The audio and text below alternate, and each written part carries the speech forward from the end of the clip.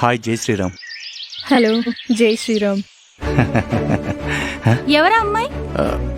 నాకు తెలియదు. మరి నీకు జై శ్రీరామ్ అని ఎందుకు చెప్పింది? జై శ్రీరామ్ చెప్పడానికి పెద్ద పరిచయం ఉండనక్కర్లేదు కదా, ఎవరికైనా చెప్పొచ్చు. నేను అందుకే చెప్పాను. ఇందుకోసమేనా తమరు రోజు పార్క్ కి వెళ్ళాలి అంటుంటారు? పార్క్ కి మాత్రం మిస్ అవ్వకూడదు అని. ఎందుకంటే దేవుణ్ణి అడ్డం పెట్టుకుని ప్రతి అమ్మాయికి హాయ్ చెప్పాలి కదా. నేను కూడా చెప్తా. అబ్బాయిలను చూసి నేను మీలాగే జై శ్రీరామ్ చెప్తా. అప్పుడు తమరికి బుద్ధి వస్తుంది. జై శ్రీరామ్.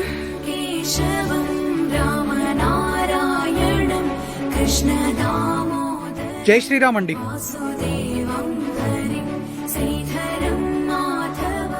అరేవా, నాకు తప్పైతే ఏమీ అనిపించలేదు. ఇది చాలా మంచి విషయం. నువ్వు కూడా అబ్బాయిలకు జై శ్రీరామ్ అని చెప్పి అందులో తప్పేముంది? జై శ్రీరామ్ బాబు. శుభోదయం అమ్మగారు, మీకు జై శ్రీరామ్. ఎలా ఉన్నారు? బాగున్నాను. ఇంతకు ముందు ఆమె ఎవరో నాకు తెలీదు. అలాగే నేను కూడా. నిన్న ఆవిడకి నేను జై శ్రీరామ్ అని చెప్పాను. అది గుర్తుపెట్టుకుని నాకు ఇవాళ చెప్పారు. భగవంతుని తలుచుకోవడానికి ఒకరినొకరు తెలుసుకోవాల్సిన అవసరం లేదు. ఎవరు ఎవరికైనా చెప్పొచ్చు. నీకు బాగా తెలుసు కదా, నేను పార్కుకు వచ్చినప్పుడు భజనలు వింటానని. ఆ రోజు నేను ఈ భజన వింటున్నాను. రామనామం అనే ముత్యాన్ని పంచుతాను ప్రతి ఒక్కరికి, చెందుతుంది ఇది అందరికీ. నేను అలా భజిస్తూ అందరికీ చెబుతాను. నేను అలా భజన వింటూ ఉంటే ఎవరో నా పక్క నుండి వెళ్తున్నారు. నేను వాళ్ళకు జై శ్రీరామ్ అని చెప్పాను. వాళ్ళు నాకు జై శ్రీరామ్ అని చెప్పారు. ఇక అప్పటి నుంచి నాకు ఎవరు కనిపించినా జై శ్రీరామ్ అని చెప్తాను. అలాగే వాళ్ళు కూడా నాకు చెప్తారు. అలా అని తెలియని అమ్మాయికి అయితే చెప్పను.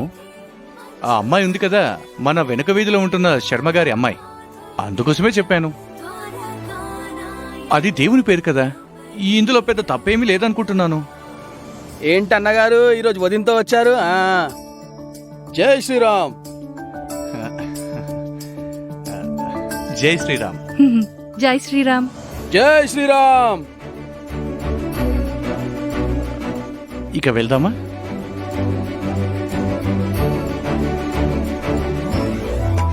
ఒరే చిన్న, ఆంటీకి గుడ్ మార్నింగ్ చెప్పావా? గుడ్ మార్నింగ్ అని చెప్పను నాన్న, జై శ్రీరామ్ అని చెప్తాను.